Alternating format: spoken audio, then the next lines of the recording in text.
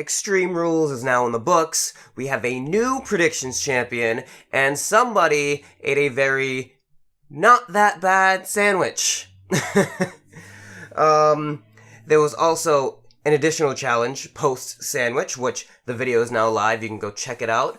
Mr. Arcadia gave me, because if you can't tell, I ate the sandwich. By the way, it's just me, Zell, here. Sinister is at work, Mr. Arcadia is elsewhere, so I'm just going solo for this review. It should be short, sweet, and to the point for the first time ever in this channel. But yes, post eating the sandwich, Mr. Arcadia offered me 2 Thai peppers for a best of 7 with him in 2K. So the end of AJ Roman Reigns is not going to be a Falls Count Anywhere match. There is no longer going to be a contract signing. It is just going to be AJ Styles versus Roman Reigns in the best of 7. And if it comes down to 7, there will be an Iron Man match. But look out for that later this week in the channel. I believe the first video should be going up tomorrow, depending on the timing we all have. But now that that's out of the way, let's talk about Extreme Rules. Extreme Rules was an interesting pay-per-view, to say the least. I mean, there was uncertainty swirling the card, and then where there was certainty in a particular spot, they flipped us on our heads. With that being said, let us start with the pre-show. The pre-show opened up with Andrade Cien Almas versus Sin Cara. Now, this was a good match, but it was not to the level of their encounter this past Tuesday, at least in my opinion. This past Tuesday, they just went out so much faster. They kind of did the same spots. They tried to add more, but for some reason it just didn't click. Either way, it came down to it. Sin Cara went for a Hurricanrana from the top rope to Almas on the outside of the apron. He missed the Hurricanrana, but you could count it as a takedown in a way, the way he kind of saved it. So it wasn't, to the untrained eye, it didn't look bad, but for people who have been watching wrestling for a while, you noticed the botch. Came down to it, Sin Cara had the upper hand. Zelina Vega ended up getting on the rope. She distracted Sin Cara. Almas got him in the corner, hit him with the running knees, a hammerlock DDT, 1, 2, 3, Almas wins, which was the right decision. Next match on the kickoff, from one NXT call-up post-WrestleMania, making his pay-per-view debut on the kickoff, we go to another, which this time it's Sanity versus The New Day in a tables match. This was a really fun match. I don't see why this match wasn't on the main card. This could have been a spot for something like Finn Balor versus Baron Corbin, which had the worst build-up of all the matches, in my opinion. But the brawl ensued. There was a lot of action everywhere. Killian Dane just looks great. I've always loved Killian Dane in Sanity, and I feel like he deserves more. I feel like that whole group deserves more. But it came down to it. Kofi was trying to set up Alexander Wolf on this table to the outside. Wolf wouldn't let it happen. Wolf tried to set up Kofi. Kofi wouldn't let it happen. Wolf ended up getting the upper hand. Kofi was leaning, hanging on the ropes, and Eric Young jumped off the ropes and hit a leg drop, I believe it was, or even just an elbow drop on Kofi. I couldn't really tell from where I was sitting. He hit him with it, put him through the table, and Sanity wins, which once again was the right decision, because Sanity has already lost, twice, and that's not okay. Now we move on to the main card. The card opened up, to my surprise, with the Deleters of Worlds against the B-Team. This was just a match. I wouldn't say there was anything remarkable about it, except the finish. There was the moment when Bray and Bo got in the ring and they had their little stare down and everybody started chanting. It was funny with Matt Hardy screaming at Bray to eat him. But, we got to the end, and they bumped Matt Hardy into Bray Wyatt, and the B-Team are your new Raw Tag Team Champions, and I am very, very confused. I did not expect the B-Team to get these titles, let alone going into SummerSlam. I guess this feud is going to continue, if not,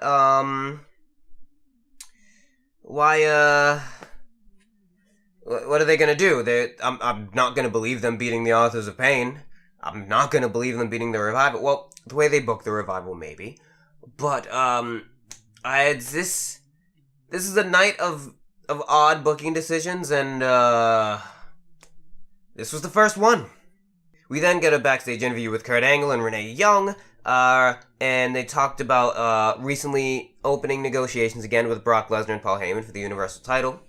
And he talked about how Lesnar refuses to defend the title against anybody in WWE, and Angle says that Lesnar has 3 choices. Option 1, he can show up on Raw tomorrow. Option 2, he can work out when his next title defense would be. Or option 3, Lesnar gets stripped of the Universal Championship, which I am all for it. Please get this title off Brock. He is doing nothing with it. I don't see the draw in this anymore. Roman is not getting over this. Something else needs to be done. That title needs to be off Brock. It needs to be on the show, and it needs to be prominent. We then go into Finn Balor versus Baron Corbin, which most of this match, Corbin looked like a beast. Corbin was dominating Finn for the majority of the match. Finn got in little offense. Corbin just had an answer for everything. After a while, Corbin started to wear it down because this match was all about who is the better man.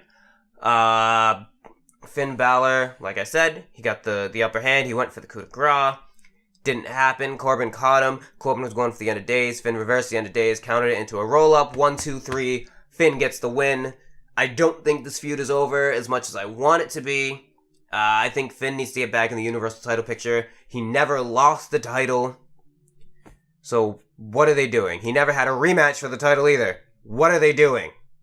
But, Finn Balor isn't over, quote unquote. We then jump backstage and we see the Bludgeon Brothers beating Team Hell No. They end up putting Kane's leg in a door and smashing it with the mallet. Looking like Kane isn't going to be able to make it to the match. We will get to that later. Then we get the SmackDown Women's Championship. Asuka versus Carmella with Ellsworth in a shark cage, so you know how this is going to go. Ellsworth is freaking out in the shark cage. As soon as the match starts, just about as soon as the match starts, he drops the chain down. And Carmella tries to grab it. Asuka says no. The ref ends up catching the chain. The ref throws it out. As the ref is throwing out the chain, Ellsworth drops the pepper spray, or the hairspray, whatever it was, to Carmella. Carmella tries to use it, but once again, Asuka says not going to happen. Asuka proceeds to whip Carmella's ass. While she is doing so, I don't think Carmella got in any offense at all, actually. I'm going to have to watch that back, because now I'm not even sure. Ellsworth picks the lock, gets out of the cage, but as he's getting down, he kind of falls, and he's quote-unquote caught in the cage, hanging upside down. Asuka sees this, and Asuka says, you know what? I'm going to kick him. A lot. And she does. Now, when he first fell, I noticed there was something on his back, but I couldn't really tell. After looking back, I realized he was wearing padding for the kicks. I get that, if you're upside down, you might not be able to properly take a kick, especially Asuka's, because they're really stiff, but make it so the pad doesn't show, or at least man up and take it. It didn't look the best. Asuka spent way too much time on Ellsworth. People came in trying to get Ellsworth unhooked because they lowered the cage. Asuka said no, she kicked them, she proceeded to beat Ellsworth, backed up for a minute. Carmella shoved Asuka, Carmella who finally got back, shoved Asuka into the cage face first and pinned her 1, 2, 3. End of the match. Once again, strange booking decision. Asuka needed the win, even if it was by DQ or something, because they're just proceeding to make Asuka look stupid when she's way smarter than that, as we saw with her undefeated streak. She's not going to just stand there and gawk at James Ellsworth or whoever, quote-unquote, whoever it was standing in a mask, in her mask and her robe. She's not just going to turn all of her attention to Ellsworth and proceed to beat him and forget about Carmella. She's smarter than that, and they're making her look stupid. I believe that, one would believe this is the end, and Becky is next at SummerSlam, but, we don't know. They have, 5 weeks between now and SummerSlam? Almost a whole month, a little over, actually, because SummerSlam is August 19th. I don't know if they're going to burn this feud out, if they're going to fizzle. I don't know what they're going to do, but, once again, The booking is, The booking is, That's what we'll leave it at. So from one Japanese star to another, Shinsuke Nakamura next challenging Jeff Hardy for the title. I will explain to you the entirety of this match. The ref raises the belt. The ref goes to hand the belt to the timekeeper. As the ref is handing the belt to the timekeeper, Shinsuke Nakamura low blows Jeff Hardy. The ref comes back.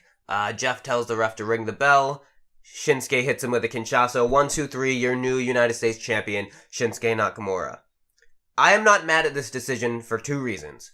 The first reason being, Shinsuke needed the win, and I understand that wholeheartedly. I'm glad they put a title on him finally. He deserves it, especially with his heel run. Second part being, Jeff is hurt. Jeff is really not feeling all that great, and he needs time off, so I can understand this booking decision. It makes sense to me from that standpoint. And then, following that, Randy Orton's music hits, and Randy Orton is back. Randy walks into the ring, looks over to Jeff Hardy. Fans are chanting RKO. Hardy struggling back to his feet, but he doesn't RKO him. He grabs his legs, puts Jeff on his back. He holds his legs spread, and he just stomps him in the dick. That's it. It's looking like heel Orton is back, and I am very happy if heel Orton is back, but he stomped him in the dick, bro. Even Shinsuke looked at him like, ooh, that was a little too much. But we'll see how that turns out. Randy Orton's back, and I guess he's back in the US title picture. We then got our steel cage match between Braun Strowman and Kevin Owens. The whole story was Kevin Owens trying to run away, Braun Strowman not letting him, and proceeding to whip his ass. At one point, Braun screams, "Fight me. Fight Owens, fight anyone, fight me." And that fires up Kevin Owens, and he says, you know what, you want to fight? Fine, let's fight. So they proceed to fight. And once again, Kevin Owens tries to run away after a while. Owens ends up, I don't remember where he got this from, but he ends up getting handcuffs, and he handcuffs Braun to the rope. He then puts a hurting on Braun for a little bit, but Braun chokeslams Kevin Owens with one hand. Kevin Owens rolls to the other side, and Braun is stuck trying to get out. Kevin Owens looks at Braun and says, you know what, Braun? Suck it. And he crotch chops and he starts climbing the cage. As he's climbing the cage, though, he does it very slow and very cocky. He gets to his feet on the top rope. He looks at it and he does CM Punk-esque. He just blows a kiss to Braun saying bye. And as he does that, Braun rips the handcuffs. He rips the chain off one of the cuffs. And Kevin Owens is like, oh shit. Kevin Owens runs up the cage, but Braun is a lot faster than a man that size should be. Makes it to the top with him, and they're both standing on top of the cage now, and Braun looks at KO, grabbing his neck, is looking at KO, and he looks down at the announcer's table. He looks back at KO, everyone's chanting yes, and he throws KO from the top all the way over to the announcer's table. Now, Kevin Owens gets the win, and Braun is laughing. He actually ends up leaving the ring, walks over to the announcer's table, and you hear him say, and your winner, Kevin Owens, ha ha ha ha. This is a way, because you know when you're the Money in the Bank winner, you don't win, like, ever. This is a way that Braun doesn't win, but Braun doesn't look weak. Kevin Owens got the win, which is good for KO, but did he really win? That's the real question. I mean, hey, can't really be upset with this booking decision. I get it. Braun doesn't care about wins and losses. He just cares about doing what he wants to do. With that Money in the Bank briefcase, he needs to lose, and what better way to make him lose than him throwing somebody off the steel cage through a table. After this, we ended up getting the SmackDown Tag Team Championship match, the Bludgeon Brothers versus Team Hell No. Daniel Bryan entered first, followed by the Bludgeon Brothers. DB did his best to hold off the Bludgeon Brothers. He actually outsmarted them for a good amount of the opening to the match, but of course, you know, the numbers game always catches up. DB actually put in the yes lock at one point, but Harper broke it up. As I said, the numbers catch up, and once things started looking bleak for Daniel Bryan, Kane returned wearing a boot. Actually, Kane got in the ring. He cleared out the best he could. hit the choke slam, was going for the tombstone, but he couldn't do it because of his leg. Daniel Bryan ends up coming back in, once again starts running train on everybody, but gets caught up to him because Kane can't help, because Kane can't get in the ring. They end up hitting I don't know what they're calling their finishing move. They end up hitting it, 1, 2, 3, Bludgeon Brothers retain. They don't want to take the titles off the Bludgeons yet, I get it. I really hope this leads to a feud with Sanity, because that would be very interesting. But I don't want it to be Eric Young and Alexander Wolf fighting. I want it to be either Wolf and Dane or Young and Dane. Because Dane needs to be in that match, because he's a big boy, and he does a lot of work for that group. We then got to, not the main event, Bobby Lashley versus Roman Reigns. Now let me tell you the problem I had with this match. I don't hate Bobby Lashley, I don't hate Roman Reigns. The way Roman Reigns has been booked over the years is awful. The way Bobby Lashley was booked to start was terrible. I believe if they started booking him when he came back the way they booked him against Roman, it would have been better. Not this guy who loves his sisters and is in a stupid, silly feud with Sami Zayn, but a guy who came back and said, I have the credentials to beat Brock Lesnar, I can do that, and I'm gonna whip everybody's ass. That's what it should have been, but it wasn't, so what are you gonna do? Now you just gotta take what you get. My problem with this match, they are two powerhouses, and most of the match was holds. Granted, it picked up towards the end, things got interesting, but most of the match was holds. And that's kind of a letdown. When you see two big, strong guys, you want to see them try to kill each other, but that didn't happen. In the end, Lashley got the win. Roman was going for the spear, and Lashley speared Roman. 1, 2, 3. Roman loses clean. That only ever happens if you're Brock or Finn at one point in time. And it's looking like Lashley could be next for Brock. I pray to God if it is, Brock loses, but there are a lot of candidates for the Universal title picture now following this night. Him being one, I really want Finn Balor to get back there. We have one more, but we'll get to that later on in the night. Following that, we have the Raw Women's Championship defended in an Extreme Rules match. Alexa Bliss coming out with Mickie James versus Nia Jax coming out with Natalya. This match was not about the match at all. It was more about the woman they kept cutting to all night sitting at ringside who was suspended but bought a ticket, because you can do that apparently, Ronda Rousey. They had some interesting spots, Alexa being pressed onto the trash can, Alexa using the lids to defend herself, Alexa trying to hit Nia with the weapons, but Nia just grabbing them and tossing them. It was interesting, but like I said, it was not about the match, which was the worst part.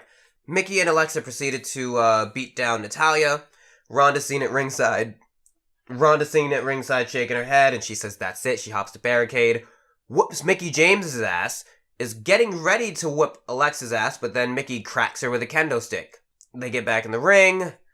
Mickie ends up cracking Nia with the kendo stick, actually, what took Nia out, actually, was a chair that Alexa tried to set up on the, in the corner, but she couldn't do it. She was struggling. I honestly think you need to go top in first and then bottom, not bottom then top, the way the turnbuckles are, but that's just the way I was looking at it. They ended up making it work somehow. It looked weird, but that took Nia out for the moment. That's when they started being Natalya, but now Nia's back to her feet. Nia was going to get Alexa, but Mickie James hit her with the kendo stick, took her out. Not the kendo stick, chair. Chair. Alexa DDTs Nia on the chair. 1, 2, 3, Alexa gets the win. Ronda springs back to life, and Alexa runs with Mickie. Like I said, this was not about the match, which really hurt it. They could have done so much more, which would have made the match interesting. It was the only Extreme Rules match on the card, for Christ's sake, and it didn't feel all that extreme. Sorry, I love Alexa. I think Nia's definitely improved. But this was just a match to further Ronda Rousey. It had nothing to do with Nia Jax, and that was not okay. We then got the WWE Championship, not closing the show, match before closing the show, which, knowing what the closer would be, normally I'd be alright with that, but I will explain why I have a problem with that after When we get there, in time. Aiden English comes out, of course, he does his Aiden English stuff. He had a jacket on that actually was hashtag and new. Rusev got ripped, and Rusev got ripped. Rusev got out, ripped his shirt, the whole nine. Everybody was excited for Rusev. Rusev's very over. AJ got his cheers too, the normal. This match was all about the storytelling, which is, kind of AJ Styles' thing. AJ Styles working on the leg, softening up for the calf crusher. Rusev softening up the lower back and being the powerhouse for the accolade. When it got time to lock in the accolade, Rusev couldn't do it because his leg was too hurt. He could not really lock it in, which is a really good set piece because not only does it tell the story that AJ's working the leg, but it also tells the story that AJ was never put in the actual accolade, therefore it protects the accolade. AJ does end up locking in the calf crusher, but Aiden English does help him, Rusev get out by pushing the ropes closer to him. The match ends up breaking down where Aiden English unhooks the top turnbuckle. AJ ends up getting up. Rusev runs into the top turnbuckle. Face first, gets knocked down. AJ hits the 450, goes to the other side, drop kicks Aiden English, gets back up. He tried to pin Rusev off the 450, didn't happen. Then goes and drop kicks Aiden English, gets back up onto the ropes, hits the phenomenal forearm. 1, 2, 3. AJ Styles is still your WWE Championship. He's had a strong reign so far.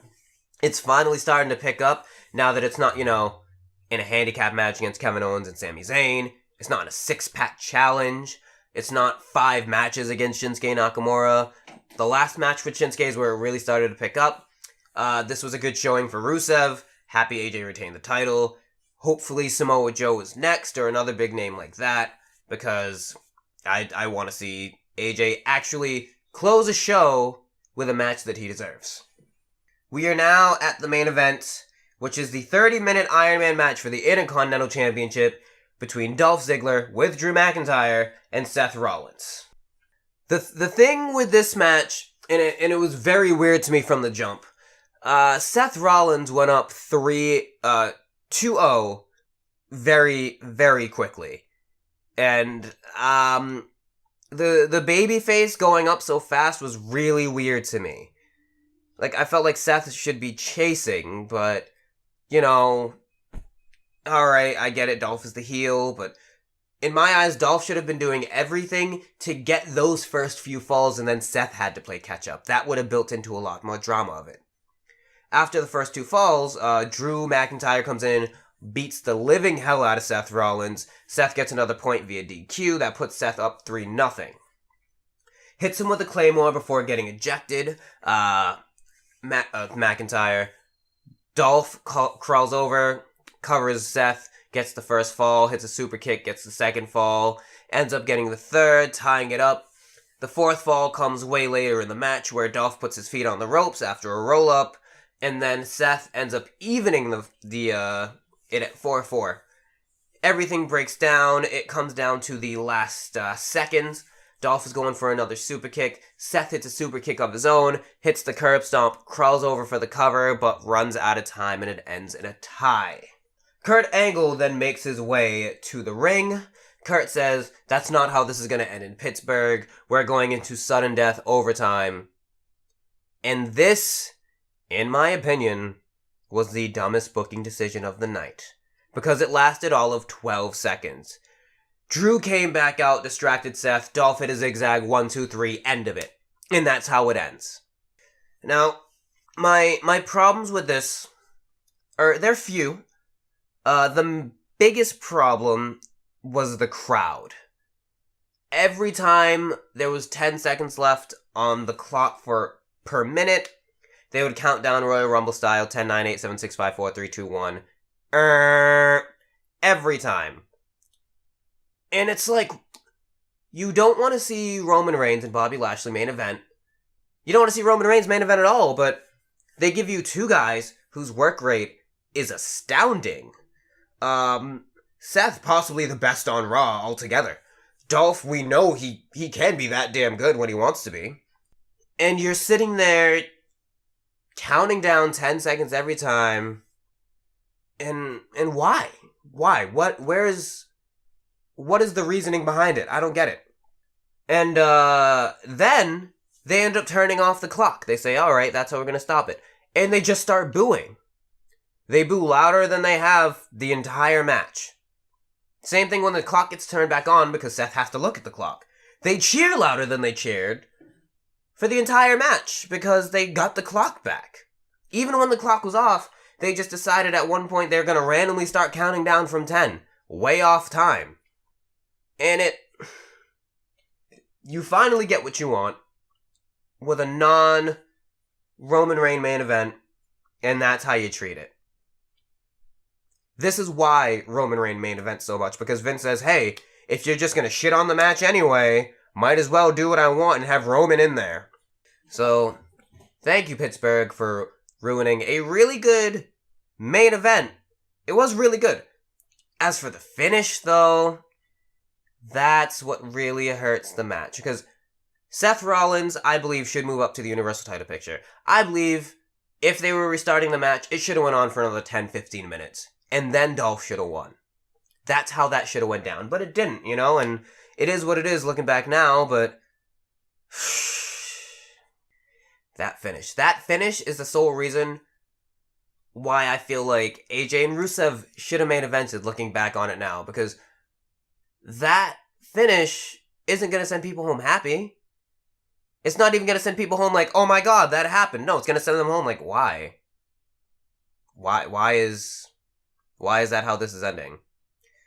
But alas, that was Extreme Rules in about a 30-minute nutshell, 25-30-minute nutshell. Thank you for sticking with me through this video. So, like, comment, subscribe, follow us on Facebook, all that good stuff. And we will catch you next time here on the Phenomenal Podcast.